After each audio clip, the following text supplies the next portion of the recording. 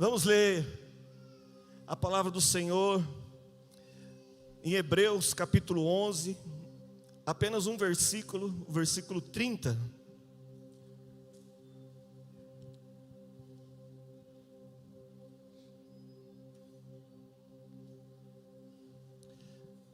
Eu sei que hoje é ceia, mas eu não sei como vai acabar esse culto, irmãos.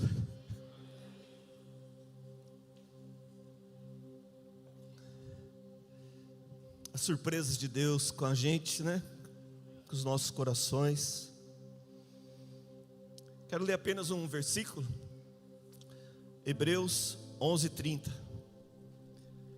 Pela fé, acharam? Amém? Estou meio turbinado hoje. Irmãos, é um barato a gente ouvir mensagem perto da pastora. Eu vou lá no 1.0, 1.5, ela já coloca no 2.0, ela fala, você entendeu? Eu falei, não entendi nada. Aí ela tem que reduzir para 1.0 a velocidade para eu entender.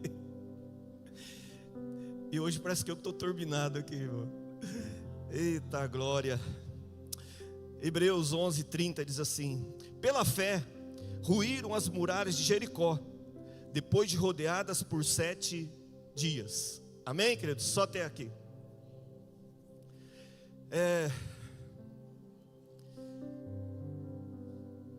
Eu vou contar um testemunho. E nem estava pensando nisso, mas quando começou o primeiro louvor, eu estava na sala de oração aqui, e o Espírito Santo falou para eu contar esse testemunho. Algumas pessoas não sabem, e algumas sabem em alguma parte. Eu vou procurar ser fiel àquilo que o Espírito Santo quer falar nessa noite conosco. Terminando a pandemia, irmãos, todo mundo estava aqui na pandemia, né, no Brasil, né? Um dia nós estávamos conversando, eu e a pastora estava conversando com a pastora Mariana, com o pastor Tiago, e ela falou de um médico em São Paulo, e a pastora queria emagrecer, e eu queria engordar. Aí ela falou, tem um médico em São Paulo lá, e, nossa, eu até esqueci o nome dele, ele morreu, né? Dr. Fonseca, verdade. E lá fomos nós, bem no finalzinho da pandemia mesmo, estava acabando mesmo a pandemia. Nós fomos lá em São Paulo, nesse médico, e ele consultou a pastora Márcia. Impecável, nada, irmãos, tudo zerado, né? Glória a Deus, saúde de ferro, igual a dona Marlene, 90 anos, irmão, olha a saúde dela. Vamos aplaudir o Senhor pela vida da dona Marlene? Meu Deus do céu. A filha vai para o mesmo caminho, né? Glória a Deus. Pastor Massal também. Ele não fica com o cabelo branco, irmãos. Meu Deus do céu. Pastor Iane, acho que dá muito feijão para ele, não sei. Mas aí, nós fomos nesse médico, e chegou a minha vez, né? Ele começou a palpar daqui, a palpar de lá, aqueles médicos antigos, bem velhinhos. Não é aqueles médicos que te vê assim, e nem põe a mão em você, né? Não, ele fez eu deitar numa cama, e começou a apertar tudo, irmãos. Tudo que você imaginar, ele apertou. Até o que ele não devia, ele apertou. Para os bons entendedores, basta. Aí ele começou a colocar a mão no meu pescoço aqui, e a pálpebra daqui, a pálpebra de lá. Ele falou assim, olha, você vai precisar fazer um exame. Você está com problema na tireoide. Resumindo, fiz uma biópsia, deu inconclusiva. Fiz a segunda biópsia, deu inconclusiva. Terceira biópsia, deu inconclusiva. Aí a médica pegou na terceira biópsia, ela falou assim, olha, pela experiência que eu tenho, não está cheirando boa coisa esse negócio. Embora que a biópsia ela não revela, mas vamos operar? Eu falei, vamos. E quando vai operar? Ela falou, o mais rápido possível. Nós vamos dar entrada hoje. E foi rápido, né? Foi bem rápido, marcaram a cirurgia. E eu foi tirada a tireoide aqui, foi feito um corte aqui, retirado totalmente a tireoide. Foi para o laboratório em São Paulo, fizeram análise, e o resultado veio, ela me chamou, nós fomos lá, e ela falou assim: olha, o que eu suspeitava aconteceu.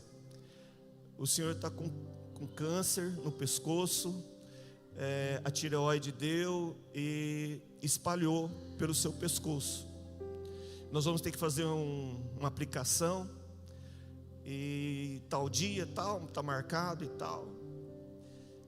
Irmãos, tem coisas que acontecem na nossa vida que vem testar a nossa fé. E quando você recebe um diagnóstico desse, você fica meio balançado. Não adianta falar, eu tenho fé e tal. A gente dá uma balançada, irmãos. Tem dias que a gente se entristece, tem dias que a gente chora.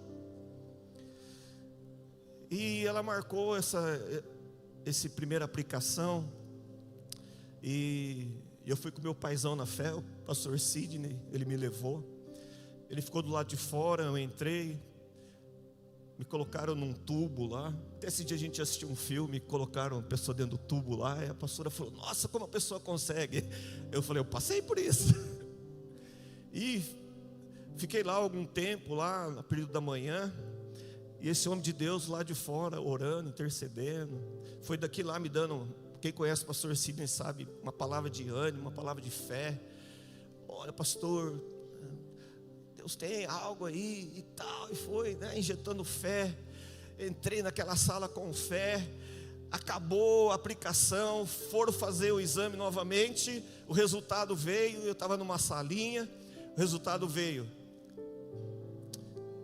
ainda tem célula cancerígena no seu pescoço.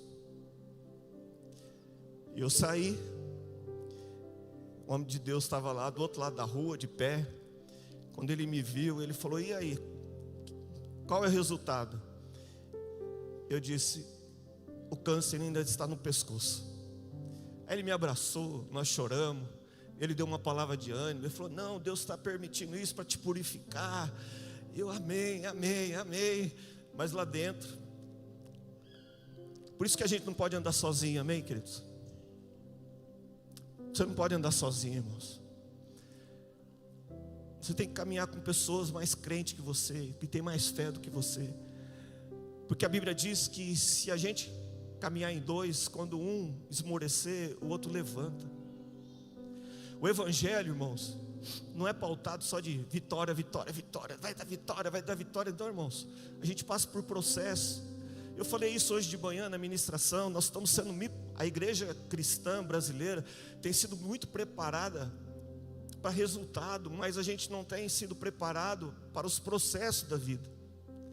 E aí quando a gente começa a pregar o verdadeiro evangelho de confronto, de transformação, de dependência de Deus, muitas pessoas não querem saber desse evangelho, porque é mais fácil a gente crer num evangelho de resultado.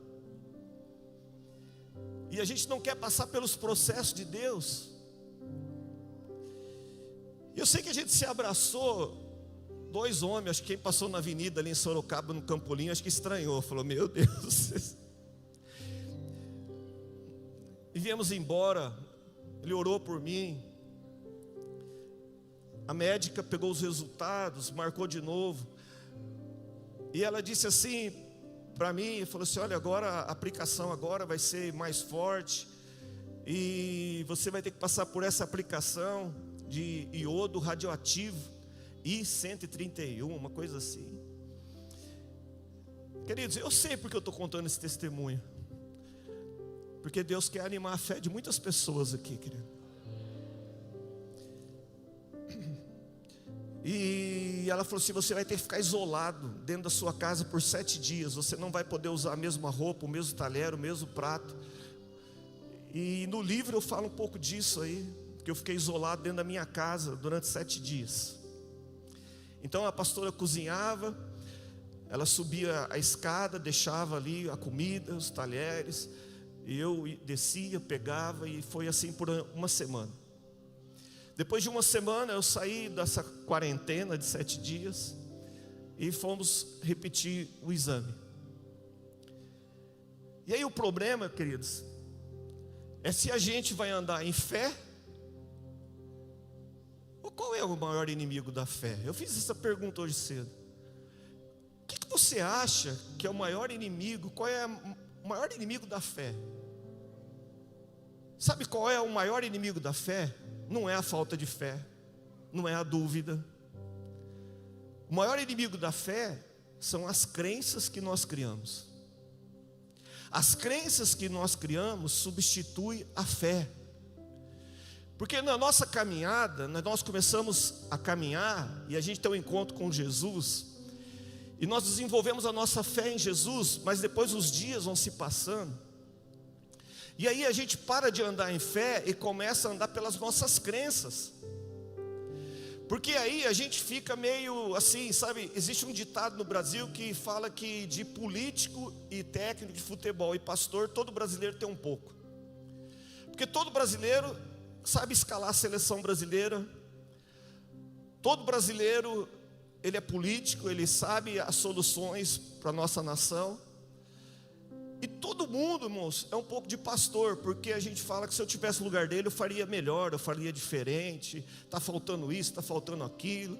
Então, a gente meio brasileiro, essas três coisas mesmo assim, de pacote, né? Mas o problema nosso é as nossas crenças que nós vamos criando. Então a gente cria uma crença porque, primeiro, como que pode eu ficar doente? Justo eu, o Juninho, do Papai do Céu, o amado de Deus, como que pode eu ficar doente? Aí eu fico doente. Aí a crença já pega, peraí, eu acho que eu já não sou tão filhinho de Deus dessa maneira. Começa a entrar uma crença no meu coração. Depois eu tenho que passar por uma cirurgia complicada. Aí, mas como assim eu passar por isso? Mas justo eu. Aí você começa a criar já algumas crenças. Fiquei doente, estou sendo operado. E aí vai indo, a gente vai criando um monte de crença. E o problema de criar crença, porque a gente começa a desenvolver também religiosidade junto com isso, e a gente vai ficando religioso com muitas coisas, e a gente vai ficando experimentado na caminhada cristã, e nós também vamos tendo palpite para tudo. Então eu tenho palpite de como deve ser a empresa que eu trabalho, eu tenho palpite como que o meu vizinho deveria viver. Eu tenho palpite. Agora é verdade, irmãos. Tem irmãos que compram uns carros. Eu falo assim, nossa, mas se eu fosse ele, eu nunca compraria esse carro. E se ele pedir opinião, então eu falo para ele, não compra. A gente tem palpite para tudo. A gente vai criando crença. Essa questão de carro mesmo. Porque a gente comprou um carro que deu problema para nós. Quando alguém fala que vai comprar um carro, sem ele perguntar qual é a nossa opinião, que a gente fala, não compra, é dor de cabeça. Aí você compra. Uma vez eu comprei um Chevette, pastor Adilson, e não consegui vender o Chevette, irmãos. Ninguém queria o Chevette, estava quase dando de graça, não conseguia vender. Mas tem gente que vendia o Chevette no primeiro dia que anunciava. Mas qual era a crença? Chevette não é vendável. A gente vai criando crença para todas as coisas. E o problema é que o maior inimigo da nossa fé é as crenças que nós criamos. Nós vamos criando um monte de crença. Então, depois de passar por um processo, já indo para a segunda vez de passar pelo tratamento do câncer no pescoço, você cria algumas crenças. Você começa já a dizer assim, bom, não era para acontecer, isso aconteceu. Não era para acontecer aquilo, aconteceu. Bom, agora o que vai acontecer agora? E são muralhas que crescem no nosso coração, crescem na nossa vida, que nos limitam, porque a gente para de andar em fé, e a gente começa a achar, porque as coisas não aconteceram até então, não vai mudar a situação. A gente já começa a agir pelas crenças que nós adquirimos. E Jesus, ele disse que é impossível agradar a Deus sem fé. Sem fé é impossível agradar a Deus. Mas vamos ser sinceros, como ter fé, ou melhor, como não perder a fé no dia das batalhas? Como não perder a fé quando a porta se fecha? Quando não perder a fé quando o recurso vai embora? Como não perder a fé quando ficamos doentes? Como não perder a fé quando alguém nos abandona? Quando alguém morre? Como não perder a fé?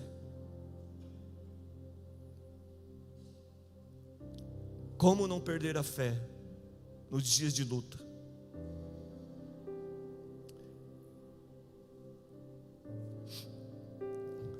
E para a honra e para a glória do Senhor Jesus, depois daquele dia, no mesmo lugar, com o mesmo pastor Sidney, ele estava do outro lado da avenida, no Campolim. Eu atravessei a rua e ele falou: e aí, pastor? E eu disse: eu estou curado.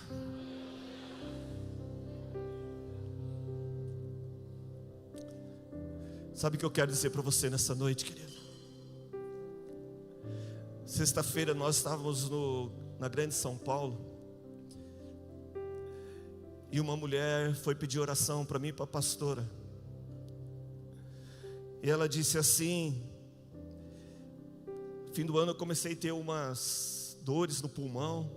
Eu fui procurar ajuda médica, e agora no começo do ano comecei a fazer os exames, e agora saiu o laudo, e ela está doente, e ela está bem abatida. E aí naquela hora, irmãos, eu não andei em crença, eu andei em fé. Eu e a pastora levamos ela para o fundo de uma casa, e eu disse assim: eu posso pegar na sua mão? Falei: pastora, coloca a mão no pulmão dela. E nós dois pegamos ali e tocamos aquela mulher, não por crença, mas por fé, de fé em fé, de crendo que o Senhor me curou, Ele pode curar. Não por crença, mas por fé. E a amiga dela que pediu oração para ela disse assim para mim: Deus fala para você quando a pessoa vai morrer ou não? Eu falei: não. Deus quer que a gente age em fé. E eu não sei, queridos, qual é a sua muralha. Eu não sei qual é a sua luta. Eu não sei o tamanho dos obstáculos que você tem para enfrentar hoje ou durante esse ano. Mas eu estou aqui para dizer para você: nós servimos um Deus de cura. Nós servimos um Deus de restauração. Nós servimos um Deus que nos leva a romper. Nós servimos um Deus do impossível, que quer que eu e você andamos em fé, não em crença. Por isso, se você, vamos inverter o final do culto para o começo. Se você está aqui nessa noite, você tem uma enfermidade, você tem algo que para você é uma muralha intransponível aos seus olhos, eu quero pedir agora para você se colocar de pé aí no seu lugar. Tem alguém aqui no nosso meio que quer andar em fé nessa noite, não pela crença? Tem uma irmã corajosa aqui. Tem mais uma que se levantou, tem mais que está se levantando. Tem alguma montanha, tem alguma muralha. Pessoas estão se levantando nessa noite, mas não se levante por crença, se levante por fé. Se levante por fé nessa noite. Se levante por fé nessa noite. E creia que o sobrenatural de Deus vai acontecer sobre a sua vida, querido. Creia que o impossível de Deus vai tocar você agora, do alto da cabeça às plantas dos pés. Rompa em fé agora nesse momento. Rompa em fé agora. Vá até agora, nesse momento, vá à cruz de Cristo e comece a tocar agora o impossível através do nome dele. Comece a profetizar a cura sobre a sua vida. Em nome de Jesus eu declaro que Jesus levou sobre ele todas as nossas dores, todas as nossas enfermidades. Você que nos assiste nessa noite, Receba essa palavra sobre a sua vida. Receba essa palavra sobre o seu corpo, sobre a sua mente, sobre o seu coração. Em nome de Jesus. Em nome de Jesus, está liberado sobre a sua vida uma unção de cura. A unção do Espírito Santo de Deus. Seja tocado agora em nome de Jesus. Você que está perto de alguém, se colocou de pé agora, vá até essa pessoa, abrace ela e declare, ande por fé, nesses dias ande por fé, não ande por crença, ande por fé. Ande por fé, querido, ande por fé, abrace ela, declare pela fé, que o milagre vai acontecer, aonde ela estiver. Você pode estar dormindo, o Senhor vai te curar. Onde você estiver, você pode estar num ônibus, você pode estar deitado, você pode estar tomando banho, aonde você estiver. O Senhor que te cura, o Senhor que te sara, Ele vai tocar você. Ele vai tocar você com cura. Ele vai quebrar essas muralhas no meu e no seu coração. Aleluia. Creia, queridos. Ande por fé nesses dias. Seja ousado para crer no sobrenatural de Deus. Seja ousado para crer naquilo que Deus tem para você, naquilo que a palavra de Deus diz, e não naquilo que estão dizendo para você. Ousa acreditar. Igreja, nós precisamos de ousadia para acreditar naquilo que está escrito. Nós temos que lutar contra as nossas crenças religiosas. Nós temos que lutar contra as nossas crenças de perdedores, de crença das coisas que não deram certo. Nós somos convidados a um tempo de um romper sobrenatural sobre a nossa fé, querido. Em nome de Jesus.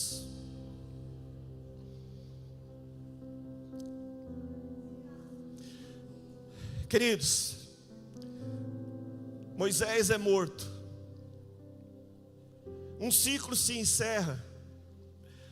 E agora eles têm que caminhar e entrar na terra prometida.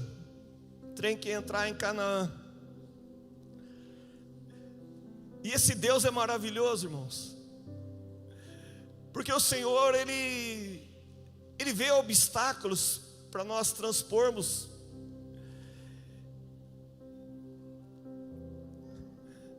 Ele não fica nos poupando, irmãos. Quantas vezes eu já orei para Deus me poupar de algumas situações? É verdade ou não é, irmãos? Mas Deus é tão bom que Ele não nos poupa das situações adversas da nossa vida e da nossa história. Sabe por que Ele não nos poupa?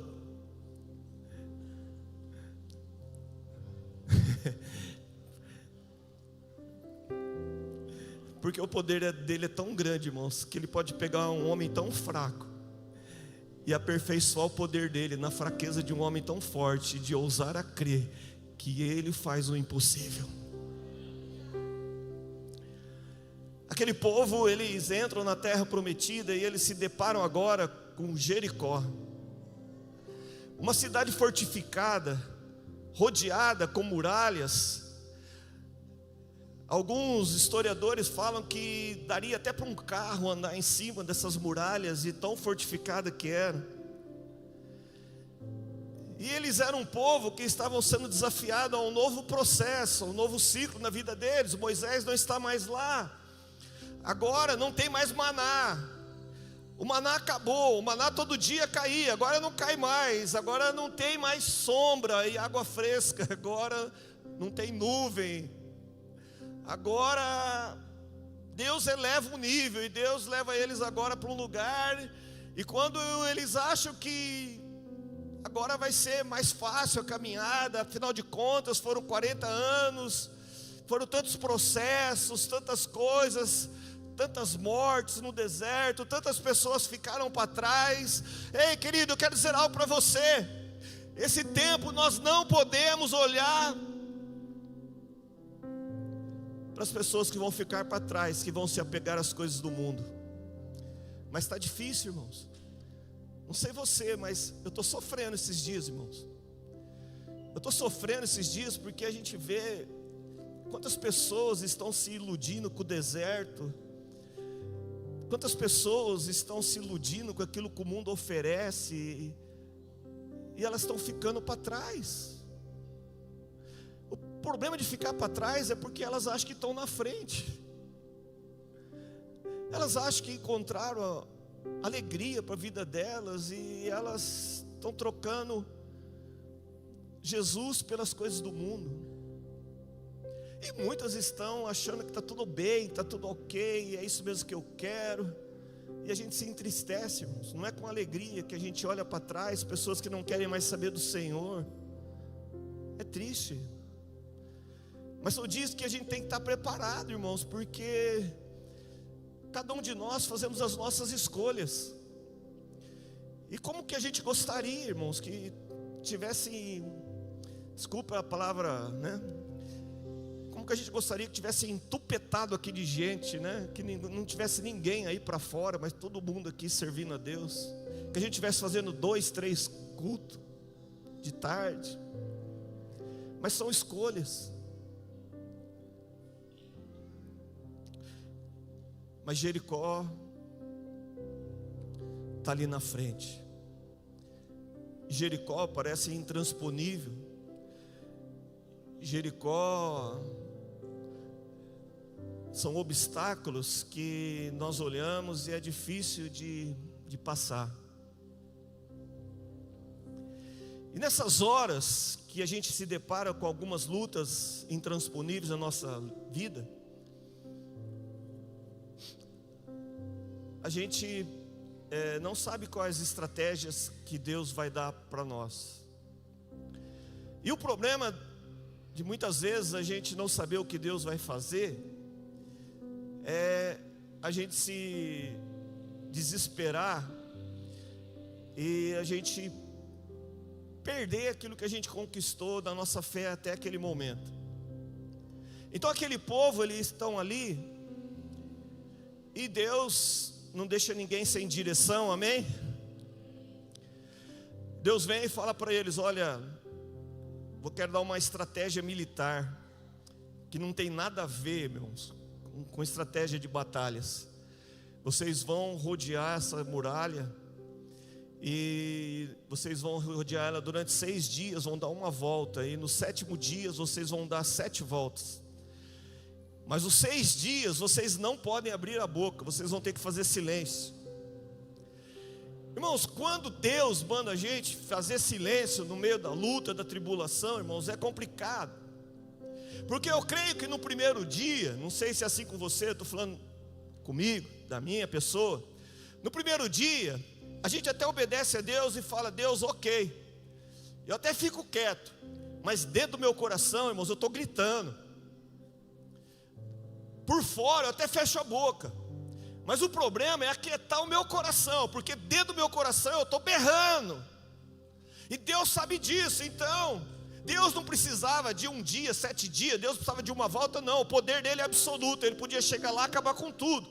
Mas Deus estava querendo ensinar algo, como Deus quer ensinar algo para mim e para você, que tem momento na nossa vida, na nossa trajetória, não adianta a gente só parar por fora, se aquietar por fora. Deus quer trabalhar dentro de nós, então Deus quer acalmar dentro do nosso coração.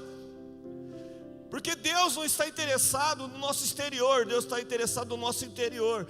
Então não adianta a gente pagar e falar que a gente é super crente. Deus olha dentro de mim e de você e fala assim: precisa dar mais uma volta. Enquanto não balancear, enquanto não equilibrar a alma, o espírito e o corpo, precisa estar equalizado para aquilo que Deus vai fazer. Sabe o que eu quero dizer nessa noite para você, queridos? Tem batalhas antigas que você e eu ainda não vencemos, porque a gente continua usando as mesmas armas antigas.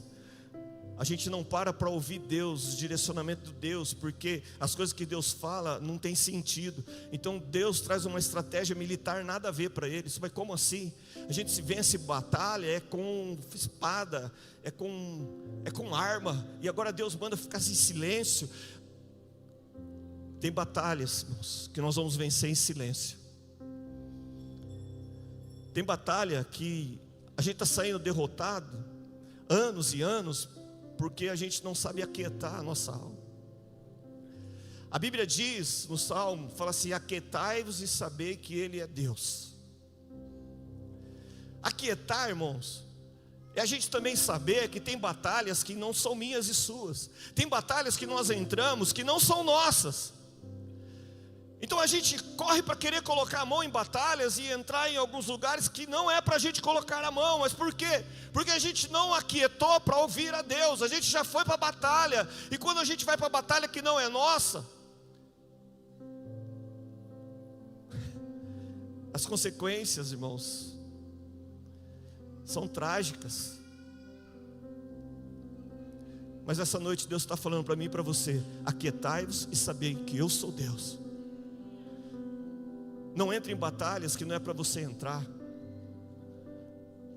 Não entre em batalhas que é sua, mas ainda não é hora. Não entre em batalhas que ainda Deus não deu a ordem, porque quando eles depararam com a muralha de Jericó, eles precisaram de uma palavra de Deus, para Deus falar: agora é o primeiro dia. Por quê? Porque tem batalhas que não é hora ainda da gente travar, irmãos. Tem batalhas que a gente tem que esperar pacientemente no Senhor. Deus sabe os ciclos, as estações. Deus sabe o tempo da guerra. Deus sabe o tempo da paz. O pastor Vinícius pregou aqui quinta-feira. Para todas as coisas há um tempo determinado para Deus. Mas parece muitas vezes que eu sou tão treinado a viver em batalhas, eu sou tão treinado a discutir, eu sou tão treinado a ter opinião para tudo, eu sou tão treinado para ser o doutor sabe tudo. Então eu quero estar envolvido em tudo, eu quero falar sobre tudo, eu quero dar palpite em tudo, eu sei tudo.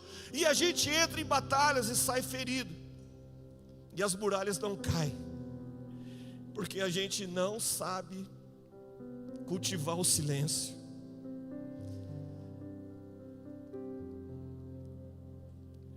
Um dia, 2 dias, 3 dias.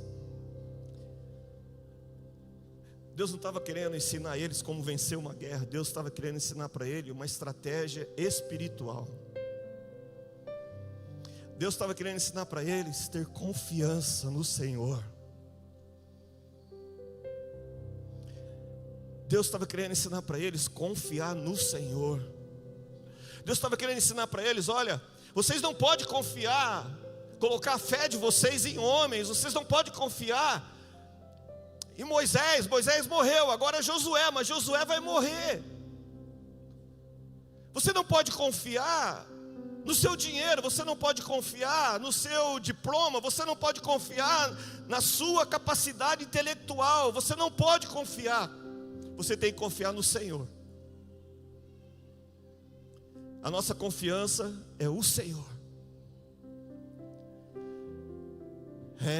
Mas a coisa não está boa lá onde eu trabalho, e esse mês parece que vai ter corte. Eu estou aqui para dizer para você: confia no Senhor. Mas se a porta fechar, confia no Senhor. E se a porta abrir, confia no Senhor. Primeira estratégia espiritual que Deus queria ensinar para eles: confiança. Segunda, dependência. Depender de Deus, queridos. Você acha que é fácil depender de Deus? Não é fácil depender de Deus, mas é prazeroso depender de Deus. É prazeroso você depender de Deus. Quando você depende de Deus, nada mais te abala, porque você sabe: eu acordo de manhã, queridos, e eu não preciso acordar com o pé direito, porque a minha dependência está no Senhor.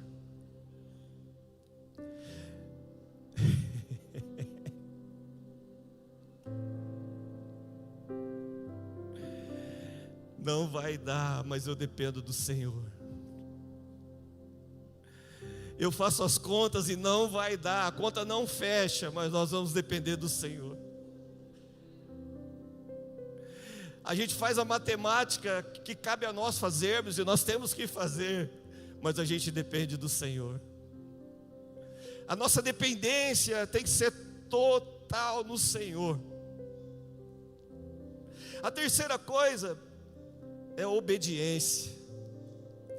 É a gente obedecer a Deus, irmãos, a gente obedecer aquilo que Deus está falando, aquilo que a palavra de Deus nos diz. Nós temos que obedecer a Deus, mesmo que nos custe, mesmo que a gente perda, nós temos que obedecer a Deus, nós temos que obedecer aquilo que Ele fala para a gente fazer.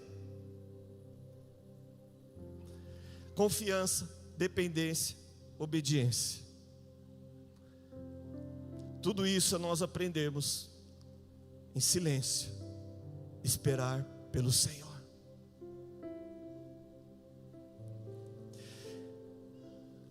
Havia uma vila, uma cidade pequena, e mudou o pastor da única igreja que tinha lá, evangélica. E todo mundo ia naquela igreja, e tinha uma mulher que ia sozinha.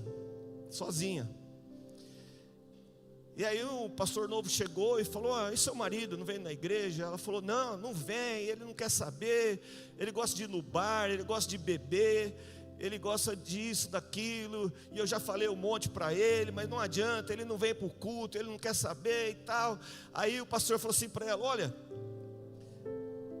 esse copo aqui tem uma água ungida.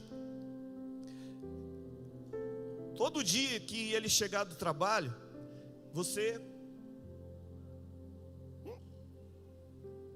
põe na boca, mas não bebe, fica segurando essa água ungida na boca. E só depois você prepara a janta para ele, com a água ungida na boca.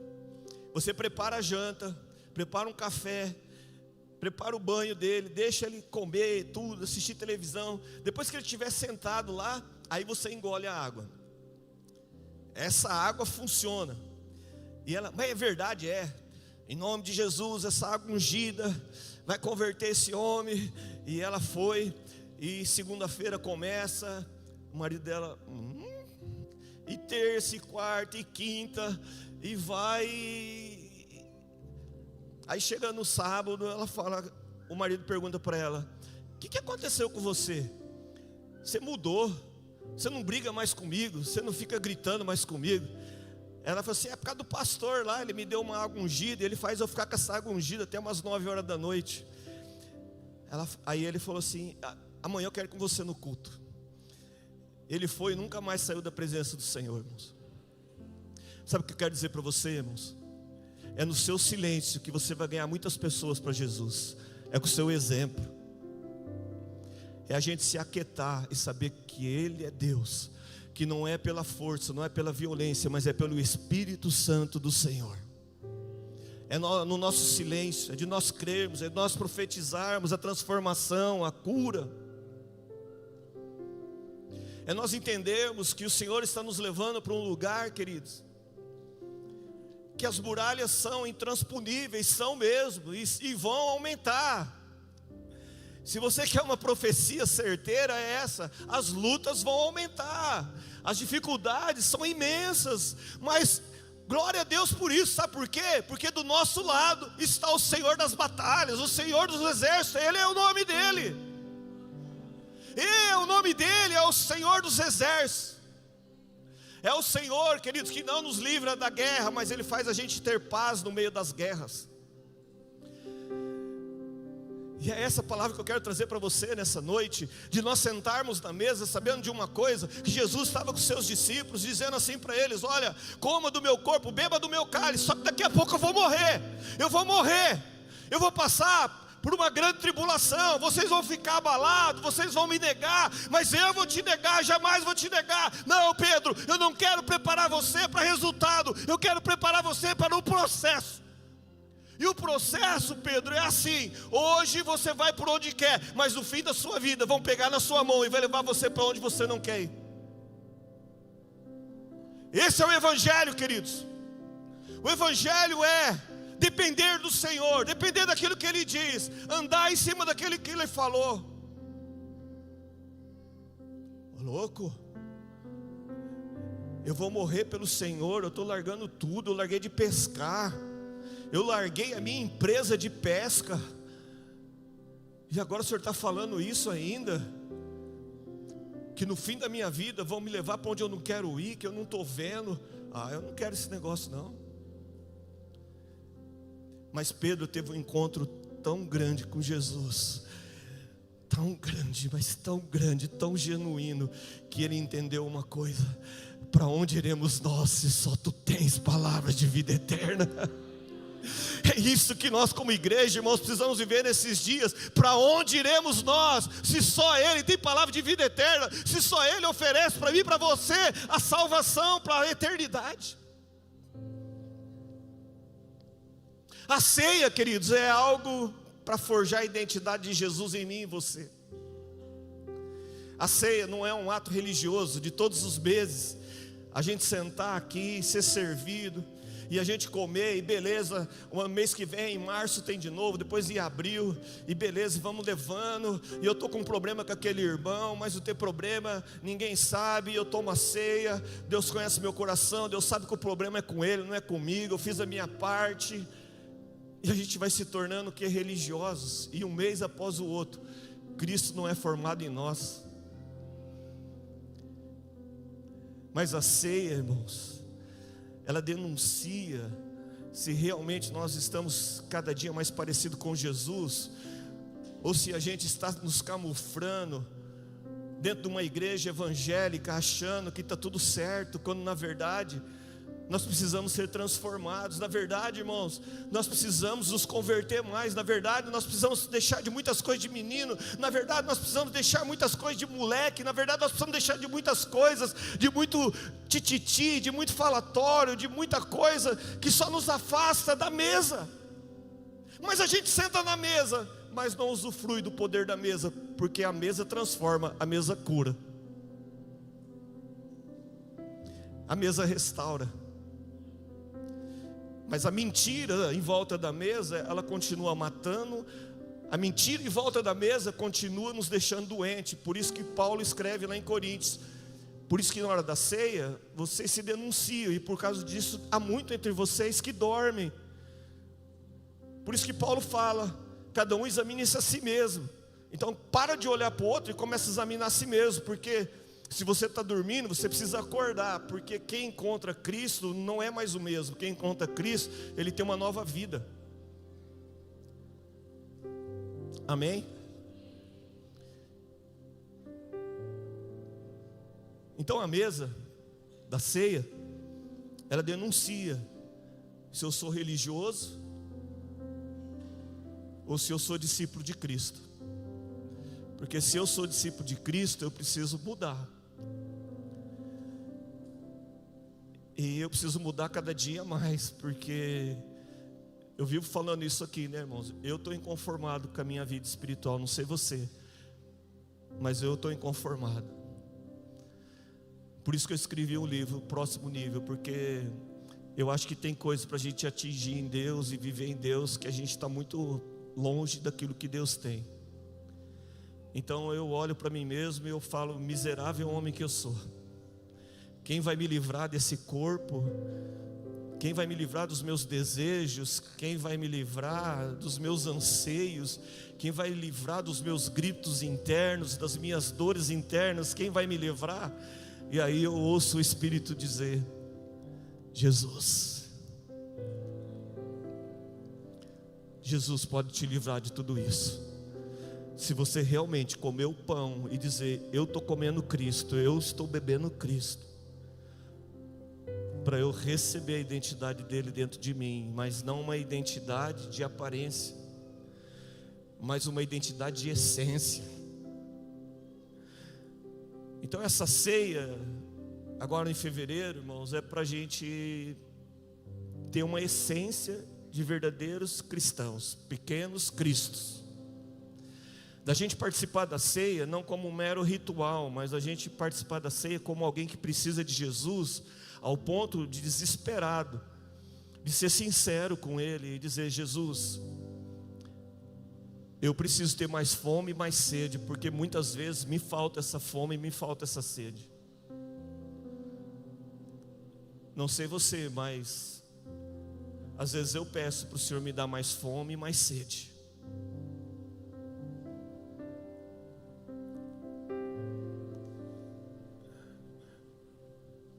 Porque como que a gente pode comer algo e beber algo, irmãos, se realmente a gente está com fome, com sede? Da gente vir cumprir um ritual, e os anos estão passando, e Jesus está voltando, e a gente fica se enganando. Talvez é hora da gente ter um confronto conosco mesmo, e dizer: olha, Jesus está voltando, e que tipo de igreja, e para mim no meu caso, e que tipo de pastor que ele vai encontrar aqui? Não sei você, mas eu fico apavorado com essa ideia, que Jesus vai encontrar quando Ele olhar para mim. E aí eu disse hoje de manhã, no culto da manhã, eu falei: a gente está tão preocupado dos ritmos que a gente gosta de cantar, mas a gente não pensa mais em ser uma canção para o Senhor, a gente fica pensando no ritmo. Mas e a música, e a canção? Será que Jesus, que canção que Jesus está ouvindo do meu coração? Jesus falou que de uma mesma fonte não pode sair água boa e água amarga. Então eu estou apavorado, porque que canção que Jesus está ouvindo da minha boca, do meu coração? Porque eu creio, não está na Bíblia, mas eu creio que Jesus não está ouvindo minha voz, Ele está ouvindo o meu coração.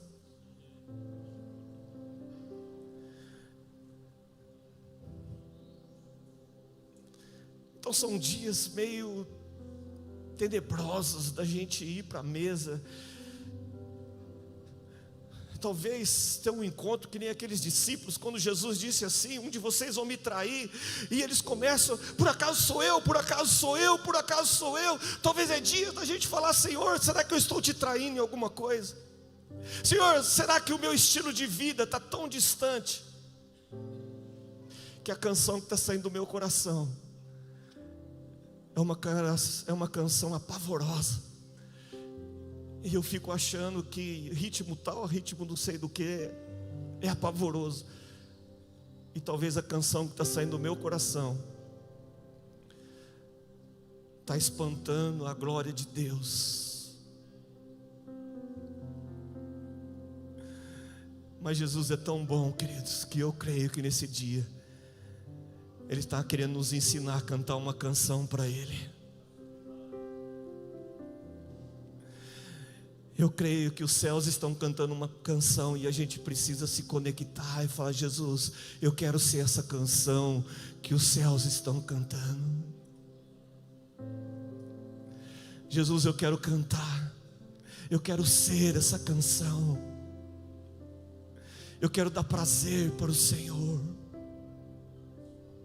Eu quero dar um prazer tão grande para o Senhor, ao ponto de o Senhor olhar para mim e o Senhor dizer para mim o que o Senhor escutou do Pai, porque o Pai olhou para o Senhor e disse: esse é o Filho amado em quem eu me comprazo, em quem eu tenho alegria. Que eu e você, que essa comunidade seja uma canção de alegria para o Senhor nos últimos dias. Que a gente seja uma canção para o Senhor, e que Ele possa olhar e dizer: esse é o meu filho amado, essa é a minha filha amada. Ela passou por isso, mas ela não me negou. Ela foi traída, mas ela não me traiu. Ela perdeu tudo, mas ela não perdeu a minha graça, ela não perdeu a minha presença. Ela abriu mão de tudo, mas ela permaneceu na mesa. Mas ela não permaneceu de aparência, ela permaneceu de essência. Ela passou pelas provas, pelas tribulações, mas ela estava na mesa.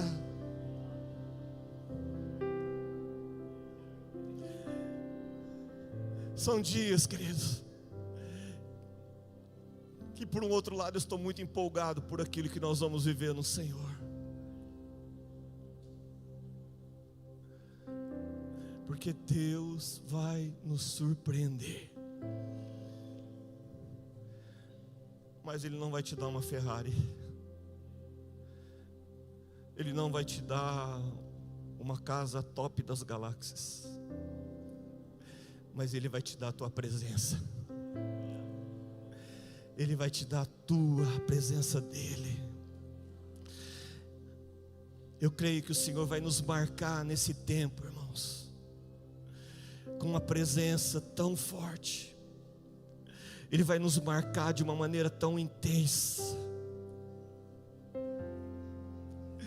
A gente vai perder o amor por muitas coisas desse mundo, querido.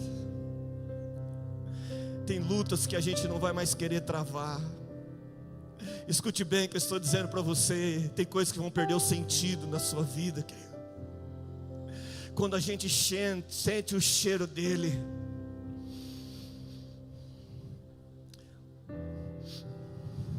a gente vai chegar em lugares onde não tem o cheiro dele. Sabe o que a gente vai falar? Isso aqui não me serve mais. Mas está tudo ok, não tem nada errado aqui. Tem sim. O cheiroso não está aqui. Ele não está aqui. Tem coisas que vão perder sentido na nossa vida e na nossa história.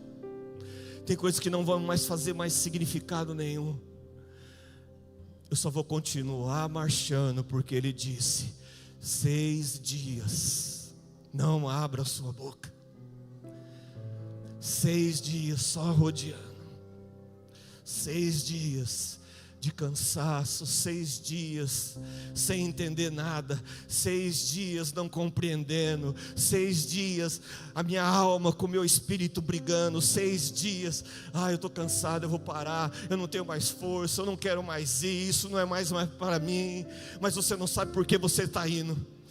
Você está indo, você está indo, você está indo, você está indo. Mas eu quero parar. Por que eu não parei ontem? Mas eu estou indo. Eu devia ter parado agora cedo. Mas por que eu não parei? Porque eu não chutei tudo. Porque eu não desisti. Sabe por que você não desistiu? Porque Ele está com você, Ele está dando força para você. É quando a gente para de andar na nossa força e a gente começa a andar na força dEle. Quando a gente anda na força dEle, eu não sei porquê, eu estou indo, tem alguma coisa me empurrando. Eu sei que eu estou indo, mas tem alguma coisa que está me empurrando. Mas o que está me empurrando? Eu estou indo, eu não sei o que está acontecendo. E aí começa a acontecer, e aí eu não corro mais atrás da bênção, e a bênção começa a me seguir, e eu começo a correr. Não, eu não quero, mas ela fala: mas eu vou te alcançar. A bênção vai te alcançar, porque a maior bênção é a presença dEle. A maior bênção é depender dEle, é confiar nele, é saber que Ele está comigo. A maior bênção não é a quantidade, mas é a qualidade daquilo que Ele está fazendo. Aí a quantidade é consequência da qualidade, de quem confia, de quem espera, de quem sabe que a dependência é dEle.